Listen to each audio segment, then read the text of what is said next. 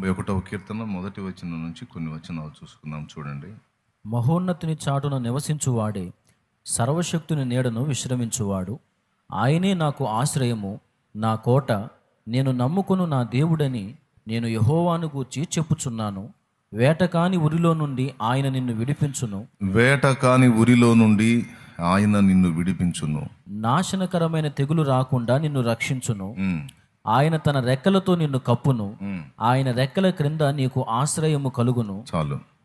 లోకంలో వేటనే వృత్తిగా చేసుకొని జీవించేటువంటి వ్యక్తులు కొంతమంది మనకి కనపడతారు. వేటనే వృత్తిగా చేసుకొని జీవించేటువంటి వ్యక్తులు లోకంలో మనకు కనపడతారు.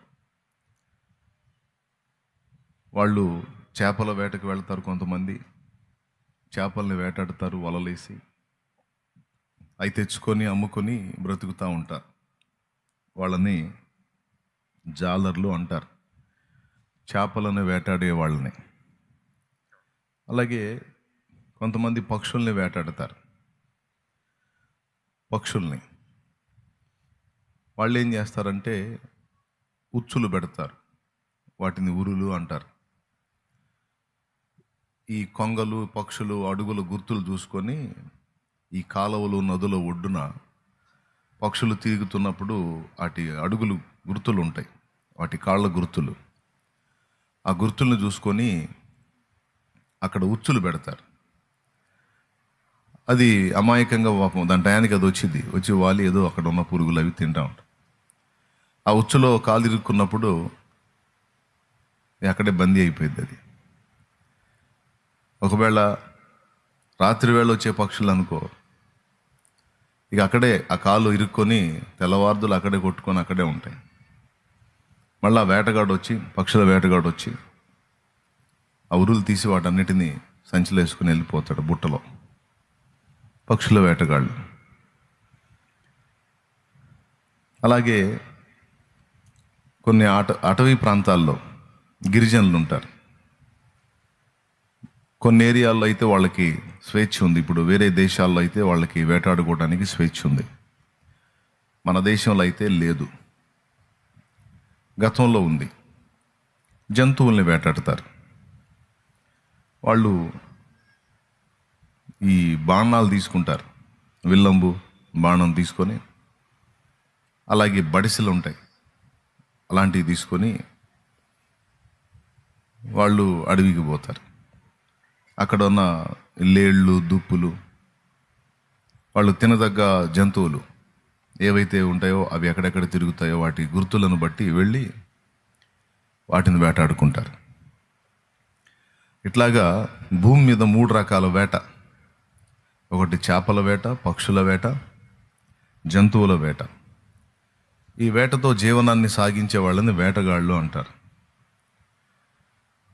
అయితే పక్షులు, చేపలు, జంతువుల్ని వేటాడే వాళ్ళని చూసాం, కానీ మనుషుల్ని వేటాడే వాళ్ళని మనం చూడలా. మనుషుల్ని వేటాడే వాళ్ళని మనం చూడలా. కానీ బైబిల్ గ్రంథంలో ఇద్దరిని గురించి దేవుని వాక్యం వేటగాళ్ళుగా ప్రస్తావించింది. వాటిలో మొట్టమొదటి ఆదికాండం 10వ అధ్యాయంలో, ఆదికాండం 10వ అధ్యాయంలో మీకు దాదాపు అవగాహన ఉండొచ్చు. నిమ్రోదుని గురించి ఆ మాట రాస్తుంది. ఆదికాండం 10వ అధ్యాయము 8వ వచనం నుంచి చూడండి. కూషు నిమ్రోదును కనెను. అతడు భూమి మీద పరాక్రమశాలి అయినటకు ఆరంభించెను. అతడు యెహోవా ఎదుట పరాక్రమము గల వేటగాడు. కాబట్టి యెహోవా ఎదుట పరాక్రమం గల వేటగాడైన నిమ్రోదు వలె అను లోకోక్తి కలదు. చూడండి, ఈ మాట 2 సార్లు రాశాడు. అతడు యెహోవా ఎదుట పరాక్రమము గల వేటగాడు, కాబట్టి యెహోవా ఎదుట పరాక్రమము గల వేటగాడైన నిమ్రోదు వలె అనే లోకోక్తి కలదు అన్నాడు. ఇతని గురించి వేటగాడు అనే ప్రస్తావన వచ్చింది. అయితే ఇక్కడ ఈ వేటగాళ్ళని, ఇప్పుడు చేపల వేట చేసేవాళ్ళని, పక్షుల వేట చేసేవాళ్ళని, జంతువుల వేట చేసేవాళ్ళని మనం చూస్తాం. అడవికి పోయినప్పుడు సాధు జంతువుల్ని వేటాడటానికి ప్రయత్నించే వేటగాళ్ళకి క్రూర జంతువులు కూడా ఎదురుపడతాయి. క్రూర జంతువులు వాటిని వేటాడతారు వాళ్ళు. ఎందుకు? లేకపోతే ఈడు చేస్తాడు. ఏ సింహమో ఏ పెద్ద పులో ఏదో ఎదురుపడింది అనుకో, ఏ ఎలుగుబంటో ఎదురుపడింది అనుకో, ముందు వీడి ప్రాణాన్ని కాపాడుకోవటానికి వేటాడతాడు. అలా వేటాడే వాళ్ళని గురించి కూడా మనం వినున్నాం. పూర్వకాలంలో రాజులు కూడా ఈ పని చేసేవాళ్ళు. రాజులు ఎట్లా అంటే, గ్రామాల్లోకి పెద్ద పులి వచ్చింది, అక్కడ ఉన్న మనుషుల్ని తీసుకొని పోతుంది అని రాజుకు సమాచారం అందితే, రాజు పరాక్రమశాలి. రాజు బాధ్యత ఏంటంటే తనే వెళ్ళి పరివారాన్ని తీసుకొని ఆ జంతువును వేటాడి ప్రజల్ని కాపాడాలి. ప్రజలంతా వచ్చి మహారాజా మహారాజా ఇట్లా పెద్ద పులి మా ఊరి మీద పడి మనుషుల్ని తీసుకొని పోతుందయ్యా అని వాళ్ళు అడిగితే, మీరేం భయపడకండి అని రాజు అభయం ఇచ్చి రాజు వెళ్ళి వేటాడతాడనమాట.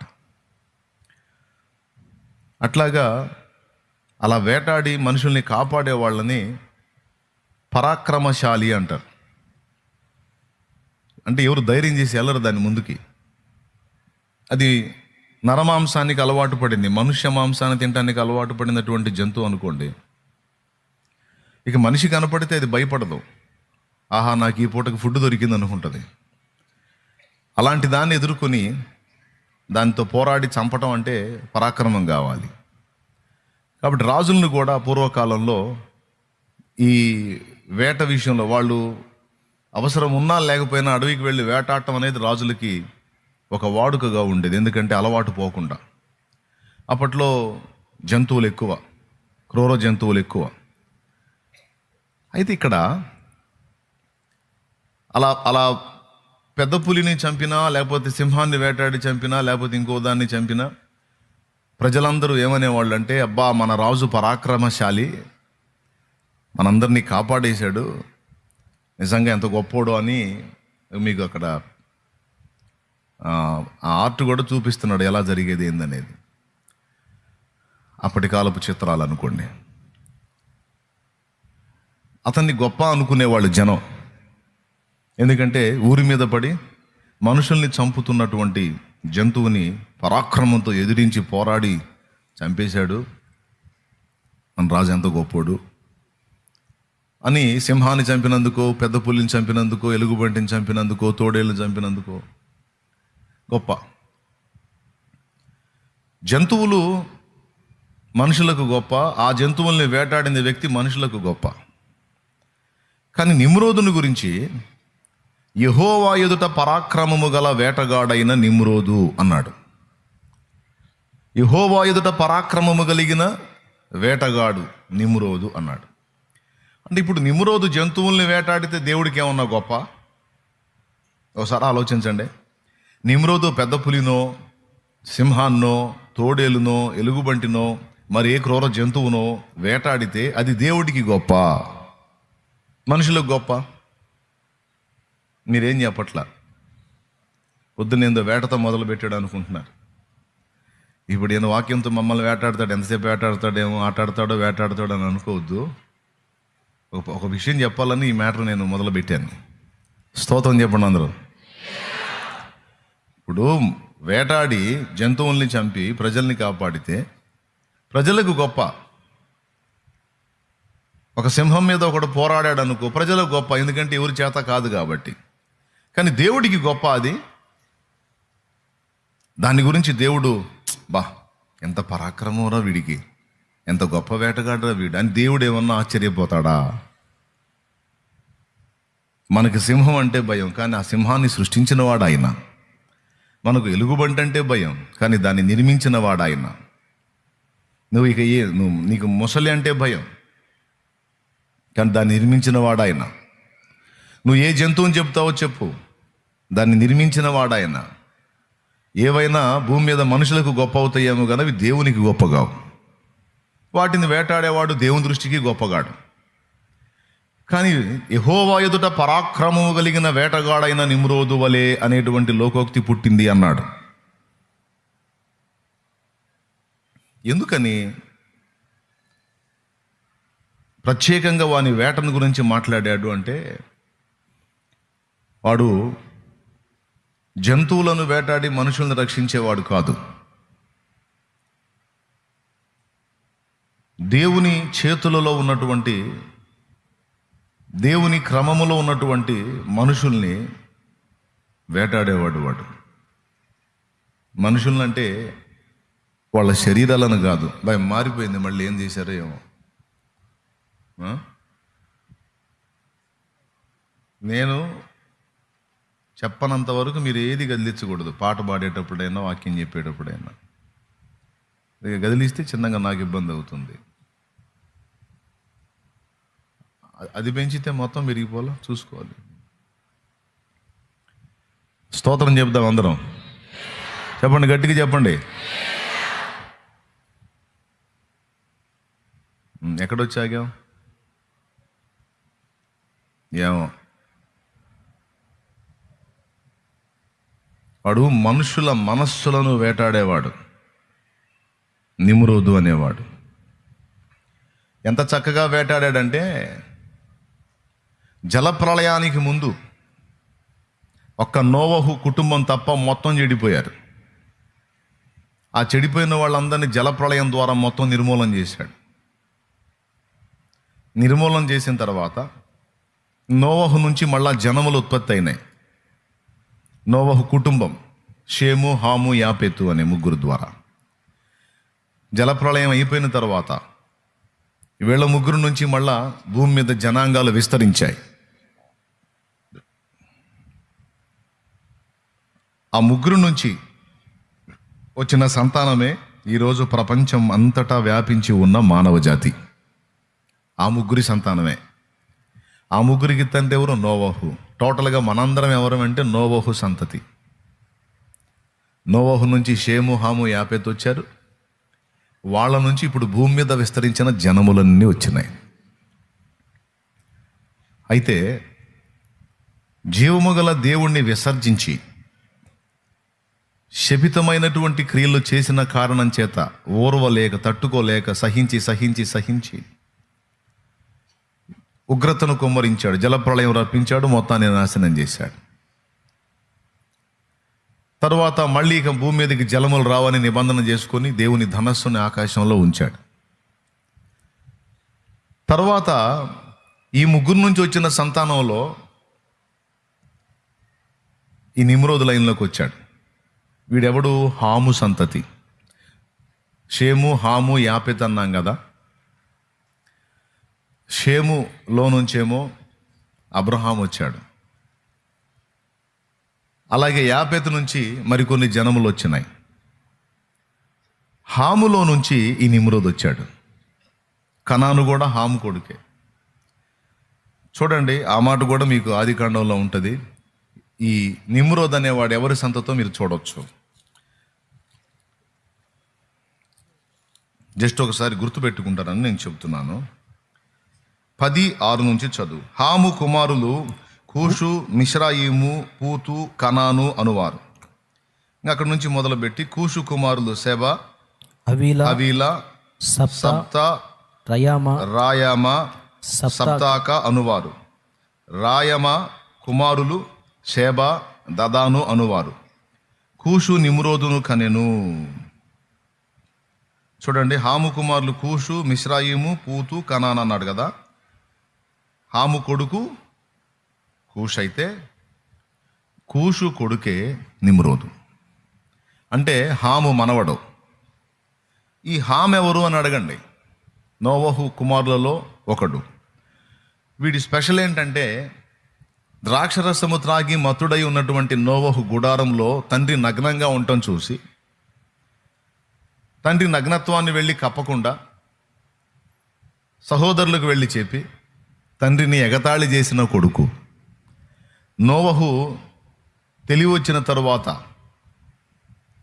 ఈ కొడుకు తను అలా పడి ఉండటం చూసి వస్త్రం కప్పాలి, కప్పకపోగా వీడు మిగిలిన వాళ్ళకి చెప్పి అవమానపరిచాడు. అయితే వాళ్ళు ఏం చేస్తారంటే, తండ్రి ఆ స్థితిలో పడుంటే ఆయన నగ్నత్వాన్ని డైరెక్ట్గా వెళ్ళి చూడకుండా గుడారం వారొక దుప్పటి తీసుకొని లేదా వస్త్రం తీసుకొని గుడారం ఎంట్రన్స్లోకి వెళ్ళి వాళ్ళు వెనక్కి తిరుగుతారు. ఇట్లా గుడారపు వాకిలు ఉంటే వాళ్ళు ఇలా నిలబడతారు. నిలబడి వెనక్కి నడిచి తండ్రి మీద వస్త్రం కప్పుతారు. ఆ కప్పిన ఇద్దరిని దీవిస్తాడు. నేను ఈ స్థితిలో ఉన్నానని మీకు ఎవరు తెలిపారు అన్నప్పుడు మాకు హామ్ తెలియజేశాడంట. అదేంది, వాడు నేను ఇలా ఉన్నప్పుడు చూస్తే వాడు వస్త్రం కప్పాలి కదా, మరి వాడు ఎందుకు అలా మీకు చెప్పాడని కోప్పడతాడు. కోప్పడి హాము శపింపబడిన వాడే, హాము సంతతి అంటే కనాను శపింపబడిన వాడని. శాపము అనేది హాము ద్వారా మళ్ళీ స్టార్ట్ అయ్యిద్ది అన్నమాట. ఎవరికి? హాము ఫ్యామిలీ మీదకి వచ్చేసిద్ది శాపం. ఎందుకంటే హాము తండ్రికి దుఃఖం కలిగించినటువంటి కొడుకు. నిజంగా నోవహు పలికినట్టే హాము ఫ్యామిలీ అలా అయిపోతుంది. ఇక శాపగ్రస్తమైన జనాంగం అందులో నుంచి వచ్చింది. అందులో ఒకటి కనాను, రెండు నిమ్రోదు. ఇక మిగిలిన రెండు జనాంగాల్ని పక్కన పెడితే ఈ హాము సంబంధుల్లోంచి వచ్చినటువంటి నిమ్రోదు అనేవాడు ఇక భూమి మీద మనుషులందరినీ మళ్ళీ వశపరుచుకోవటం మొదలు పెడతాడు. మనుషులందరినీ వాడి చేతుల్లోకి తీసుకుంటానికి వాడి ఒక రకంగా చెప్పాలంటే వాడొక దేవుడుగా, వాడి భార్య ఒక దేవతగా, వాళ్లకు పుట్టినటువంటి సంతతి కూడా చిన్న దేవుళ్ళుగా ఇక ప్రసిద్ధిగాంచుతారన్నమాట. ఎంత బాగా అంటే ఒకప్పుడు జలప్రళయం ద్వారా జనం నశించిపోయిన సంగతి ఎరిగుండి కూడా ప్రజలు మళ్ళా దేవుణ్ణి మరిచిపోయి నిమ్రోదును ఆరాధించే పరిస్థితికి వెళ్ళిపోతారు. మీకు అర్థమైందా? అంటే మనుషుల మనస్సుల్ని అంత చక్కగా వేటాడివాడు తన వైపుకు తిప్పుకున్నాడు, తన వశం చేసుకున్నాడు. అదంత ఈజీ కాదు కదా, కానీ ఆ పని చేశాడు వాడు. అందుకని దేవుడు భూమి మీద అన్నిటికంటే విలువగా ఎంచేది మనుషుల్ని. ఆ మనుషుల్ని వేటాడి తన వశం చేసుకొని వాళ్ళందరినీ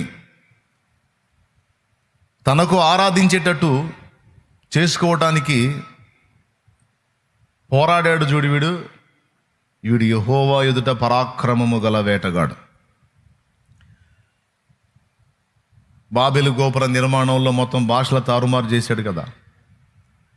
ఆ గోపుర నిర్మాణానికి, ఈ పట్టణాలు కట్టించడానికి వీడే పూనుకుంది.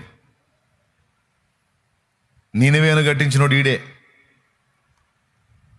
కాబట్టి ఇక్కడ ఈ వేటగాడి గురించి, వీడు మనుషులను వేటాడి దేవుని వైపు నుండి తన వైపు మళ్ళించుకొని తానొక దేవుడనన్నట్టు ఆరాధనకు పొందాడు. కాబట్టి యెహోవా ఎదుట వీడు పరాక్రమము గల వేటగాడు, మనుషులను వేటాడినటువంటి వాడు, వాడే నిమ్రోదు. అయితే ఇప్పుడు వాడితో మనకి ప్రస్తుతానికి అవసరం లేదు, ఎందుకంటే వాడి చరిత్ర అయిపోయింది. ఫ్యూచర్లో మళ్ళీ ఇంకొక ఘట్టం ఉంది, అది మీకు దేవుని చిత్తమైతే మరోసారి చెప్తాను నేను.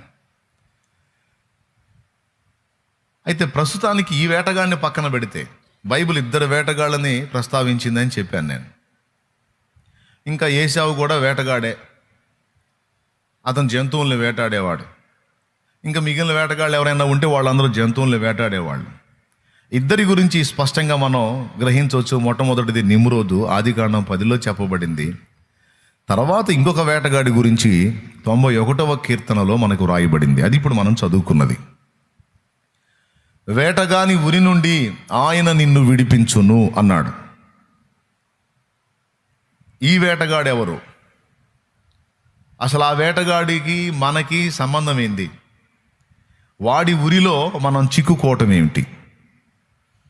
ఈ ఒక్క మాట మీద మనం ధ్యానం ఉంచుదాం, లక్ష్యం ఉంచుదాం. భూమి మీద మానవ జాతి మొత్తాన్ని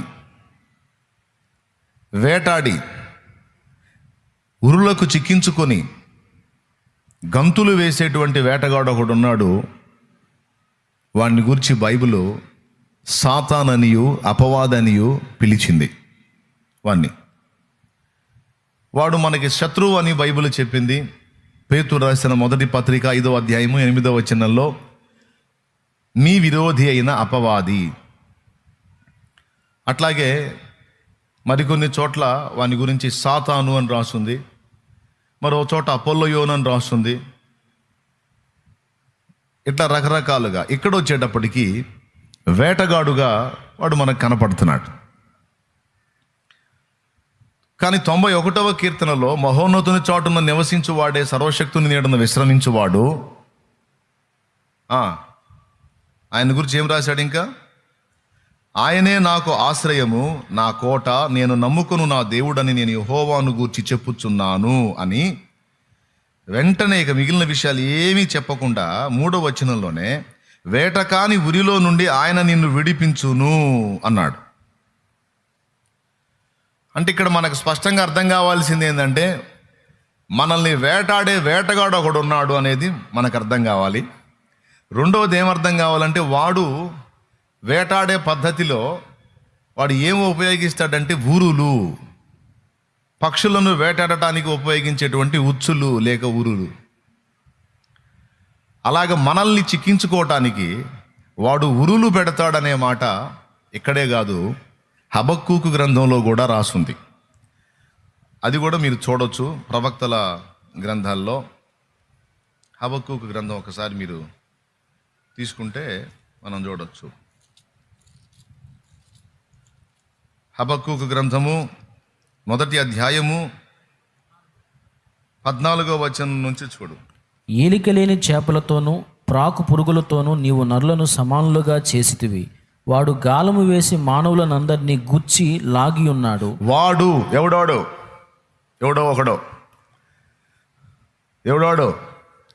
వాడు గాలము వేసి మానవులను కొందరినే అందరినే మానవులనందరినీ గుచ్చి లాగి ఉన్నాడు.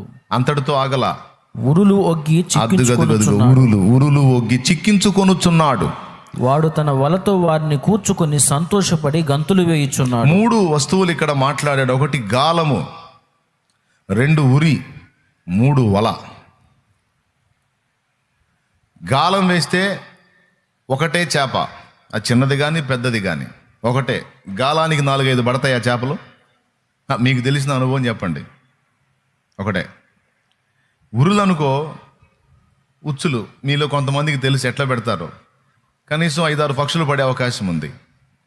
అంటే 1 కంటే ఎక్కువ చిక్కే అవకాశం ఉంది ఉరుల ద్వారా. కానీ వలనుకో విస్తారంగా పడతాయి. అంటే 1 కంటే ఎక్కువ, ఇంకా విస్తారంగా, ఈ 3 రకాల వస్తువుల్ని వాడాడు. అయితే ఇక్కడ మనకి 91వ కీర్తనలో వేటగాడిని ప్రస్తావించి వాడు ఉరులను గురించి మాట్లాడాడు. గాలాన్ని గురించి కానీ లేకపోతే వలను గురించి కానీ మాట్లాడలేదు, ఉరిని గురించి మాట్లాడాడు. దీని గురించి ఈ ఒక్క మాట మీద మనం కొంచెం ఆలోచన చేస్తే, మీకు ఇందాక చెప్పాను, మనకు ఒక వేటగాడు ఒకడు ఉన్నాడు, మనల్ని గమనించేవాడు, మన కదలికల్ని పసిగట్టేవాడు, మన ఆలోచన, వ్యవహారము, మన పని, మన సమస్త క్రియలను అబ్జర్వ్ చేసేవాడు ఒకడు ఉన్నాడు అనే సత్యం మనం అందరం ఎరిగి ఉండాలి. రెండవది, వాడు మనల్నే వేటాడడానికి మనల్ని ఫాలో అవుతున్నాడు అనేది కూడా మనం ఎరిగి ఉండాలి. 2, 1 వాడు మనల్ని పరిశీలిస్తున్నాడు, 2 మనల్ని వేటాడటానికి వాడు మనల్ని ఫాలో అవుతున్నాడు, వెంటాడుతున్నాడు. 3వది, వాడు మనల్ని చిక్కించుకోవడానికి ఉరి ఒడ్డుతున్నాడు అనేది కూడా మనం గ్రహించాలి. వాడు ఒకప్పుడు మనందరినీ అలా చిక్కించుకొని ఉరిలో బంధించి పెట్టేవాడు. ప్రకటన గ్రంథం 12:9లో సర్వలోకమును మోసపుచ్చువాడు. అదే ప్రకటన గ్రంథం 20వ అధ్యాయము 1వ వచనం నుంచి కిందికి చదివితే, ఇక జనములను మోసగించకుండునట్లు, ఇట్లాగా వాని గురించి మోసగాడు అని రాస్తుంది. బాగా వినాలి మీరు. స్తోత్రం చెప్పండి అందరూ. సర్వలోకమును మోసపుచ్చుచు అపవాది అనియు సాతాననియు పేరు కలిగిన ఆది సర్పమైన మహాఘట సర్పము పడద్రోయబడి ఉన్నది. ఓకే, ప్రకటన 12:9 సర్వలోకమును మోసపుచ్చాడని చెప్తున్నాడు ఇక్కడ. ఇందాక మనం హబక్కూకు గ్రంథము 1వ అధ్యాయంలో మనం చూసిన వచనంలో మనుషులందరినీ వాడు చిక్కించుకున్నాడు అన్నాడు. ఇప్పుడు ఇక్కడ కూర్చున్న మీరు, నేను, మనందరం ఒకప్పుడు వాడి చేతిలో చిక్కిన వాళ్ళమే. ఎంతమంది ఒప్పుకుంటారు? అవును, ఖచ్చితంగా. ఒకప్పుడు మనందరం వాడి చేతిలో చిక్కుబడ్డాం, బంధించబడ్డాం, విలవిలలాడిపోయాం. దారి తెన్ను అర్థం కాక, రక్షణ మార్గం తెలియక, విడుదల దొరకక, విమోచించే మార్గం తెలియక, మన సృష్టికర్తని ఎరుగక, కన్న తండ్రిని ఎరుగక మనం చాలా వేదన పడ్డాం. అయితే ఒకానొక సమయం వచ్చింది, జీవము గల దేవుడు తానే మనల్ని దర్శించాడు. మీరు ఒక మాట చెప్పండి, వాడి ఉచ్చులో చిక్కుకున్న పక్షి తప్పించుకునే ఛాన్స్ ఉందా? ఉరిలో కాలు పడ్డ తర్వాత దాని నుంచి తప్పించుకునే ఛాన్స్ పక్షికి ఉందా? దాదాపు లేదు. ఉరిలో కాలు పడకపోతే అది వేరే సంగతి. ఉరిలో కాలు చిక్కిందంటే మాత్రం ఫ్రై అయిపోయినట్టే. కావాలంటే పక్షులు వేటాడే వేటగాళ్ళు మీరు అడగండి. ఉరిలో కాలు పడిందంటే మాత్రం ఇంక కదలదు, అది అటు కూర్చోటమే. వాడి ఉరిలో కూడా మనం ఇరుక్కున్నాం, కానీ మనం బయటపడిన పక్షులం, మనం విడిపించబడిన పక్షులం, కాపాడబడినటువంటి వ్యక్తులం. ఎవరో ఒక ఆయన వచ్చాడు, మహానుభావుడు, ఆ ఉరిని ఓపెన్ చేశాడు. అందులో చిక్కుబడిన నిన్ను నన్ను బయటికి తీసి స్వేచ్ఛగా వదిలేశాడు. పో. దాన్నే భక్తులు పాటల్లో పాడుకున్నారు. వేటగాని ఉరి నుండి నన్ను విడిపించిన కన్నికరా స్వరూపుడా, నా కన్నీటిని నాట్యముగా మార్చితివా. ఇలా చాలామంది భక్తులు పాటల్లో పాడుకున్నారు, ఆ ఉరులలో నుంచి నన్ను విడిపించావు. ఇంతకు వాడేసే ఉరులేంటి? ఆ ఉరులు ఎన్ని రకాలుగా ఉంటాయి? వాటి నుంచి మనం ఎలా తప్పించుకోవాలి అనే పాఠం ఇప్పుడు అవసరమా? అదేదో గతంలో వాడి ఊరిలో చిక్కుకున్నాం, దేవుడు దయచేసి విడిపించాడు, బయటపడ్డాం. బయటపడ్డ తర్వాత ఇంకా వాడి గురించి ఎందుకు, వాడి ఉరుల గురించి మళ్ళీ మనకెందుకు? అయిపోయింది కదా అది అనే ప్రశ్న ఉత్పన్నమైంది ఇక్కడ. దానికి సమాధానం ఏంటంటే, అయిపోలా, వాడు వేట మానుకోలా. ఎన్ని పక్షులైతే ఇప్పుడు వాడి ఉరిలో నుంచి తప్పించబడ్డాయో, ఉరిలో చిక్కుకొని విలవిలలాడుతున్న పక్షుల్ని వాడు పట్టించుకోడు. ఎన్ని పక్షులైతే ఇప్పుడు వాడి ఉరిలో నుంచి తప్పించుకున్నాయో, వాటిని మరలా చిక్కించుకోవటానికి వాడు తప్పించుకున్న పక్షుల మీదనే ప్రత్యేకమైన దృష్టి నిలుపుతాడు అన్నది వాక్య సత్యం. ఇప్పుడు నేను తప్పించుకున్న పక్షిని అని మీరు ఎంతమంది చేతులు ఎత్తుతారో ఎత్తండి. ఒకప్పుడు వాడి చేతిలో ఉన్నాను, వాడి ఉరిలో ఉన్నాను, యేసుక్రీస్తు జోక్యం చేసుకోవటం వల్ల నేను తప్పించుకున్నాను అన్నోళ్ళు చేతులు ఎత్తండి. రైట్, మీకు అందరికీ స్పష్టంగా అర్థమవుతుంది, మీరు బాగానే వింటున్నారని నేను అనుకుంటున్నాను. నిజమే, అది తప్పించబడ్డారు, విడిపించబడ్డారు, కాపాడబడ్డారు, అయిపోయింది. అయితే మీరు పరమునకు ఎత్తబడ్డారా? భూమి మీదే ఉన్నారా? దేవుని రాజ్యంలోనికి అంటే పరలోక రాజ్యంలోనికి చేరారా? అక్కడికి షిఫ్ట్ అయ్యారా? భూలోక రాజ్యంలోనే ఉన్నారు, మనుషుల పరిపాలన కిందే ఉన్నారు, మీరైనా నేనైనా. ఇంకా ఎత్తబడలా. ఎత్తబడ్డోడికి గొడవ లేదు, పైకి వెళ్ళిపోయినోడికి గొడవ లేదు. కానీ ఇంకా భూమి మీద ఉన్నాం చూడు, మనకు ఉంది తలకాయ నొప్పి ఇంకా. ఎందుకంటే వాటి ఉరిలో చిక్కుకున్నటువంటి వ్యక్తులను గురించి వాడు, ప్రజెంట్ చిక్కుకొని ఉన్న వ్యక్తుల గురించి వాడు ఆలోచించడు. ఎందుకంటే వాళ్ళ చేతిలో ఉన్నారు. ఇప్పుడు వాడి బాధ అంతా ఏంటంటే తప్పించుకున్న మన గురించి. వాడి చేతుల్లోంచి తప్పించుకున్నాం కాబట్టి మన మీద ప్రత్యేకంగా దృష్టి నిలిపి, అవసరమైతే వాడి ఉచ్చులన్నీ అక్కడ పడేసి తప్పించుకుని పోయే పక్షి వెంట పడ్డట్టు మన వెంట వాడు నిరంతరం పడతానే ఉంటాడు. ఇది స్పష్టంగా మనందరం గ్రహించాలి. ఇది ఒకరోజు వ్యవహారం కాదు. భూమి మీద మనం ఉన్నంత వరకు, ఇక్కడ నుంచి తీయబడితే చింత లేదు, తీయబడక మునుపు భూమి మీద మనం ఉన్నంత వరకు ఈ కుట్ర కొనసాగుతూనే ఉంటుంది.